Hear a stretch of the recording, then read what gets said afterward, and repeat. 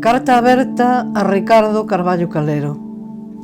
Hai 30 anos que nos deixou fisicamente, mas as súas sabias palabras continúan a resoar en nós como tesouro de afecto, de admiración, de intelixencia e de amor con obras ao pobo galego.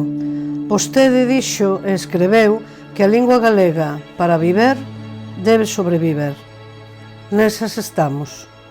Os seus estudos, os seus artigos, analizaron perfeitamente a impostura radical da legislación constitucional e estatutaria, verbo da normalización necesaria da lingua de noso.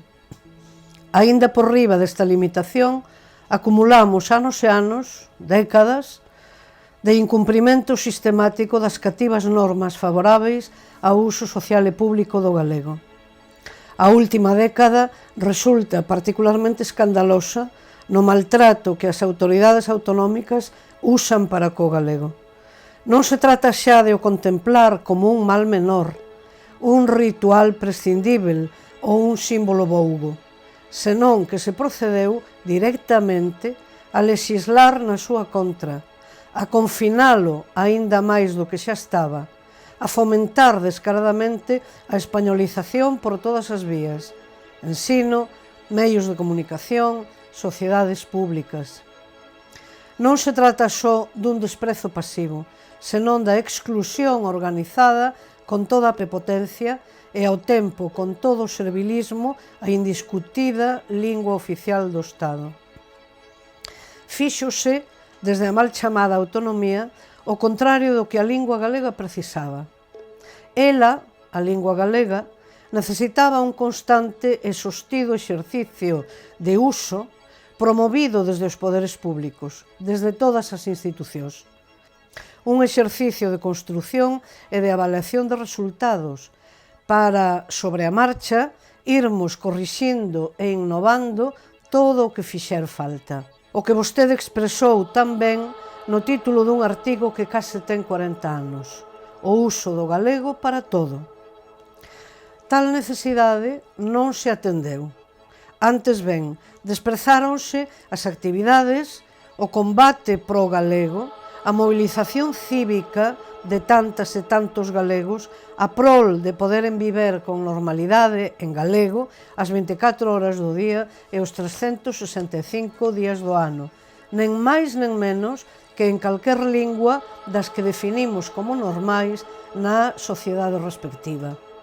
Ben querido profesor, non esquivamos a nosa responsabilidade, isto é, a de todas e todos nós, galegas e galegos, que nos recoñecemos no pobo do mesmo nome e queremos exercer non só os nosos dereitos de uso e de evolución do noso idioma, senón que tamén nos sentimos vinculados a un deber inexcusável, o de sermos dignos de quen nos precedeu, non adorando lápidas, senón continuando o seu labor dignificador da lingua, amándoa con obras e non só con palabras que leve o vento. Este espello de responsabilidade querémolo ter sempre presente. Se a cuestión da lingua non se menciona especificamente como tal, creamos a impresión de que xa non precisa unha acción permanente, ou aínda pior, de que nos conformamos resignadamente co que hai.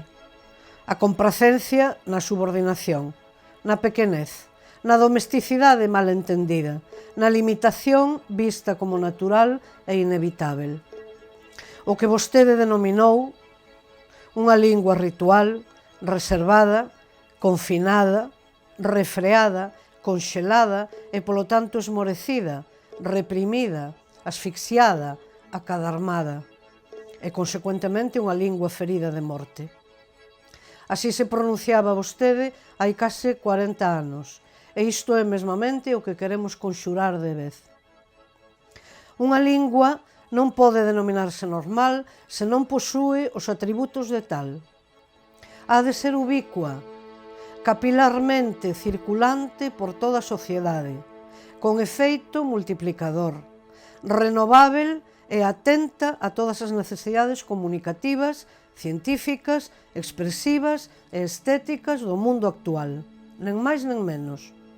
Para isto precisamos que todas e todos os nosos compatriotas a sintan, a pensen e a practiquen como sinal irrenunciável, como sacramento conferidor de personalidade de todos nós, pobo galego.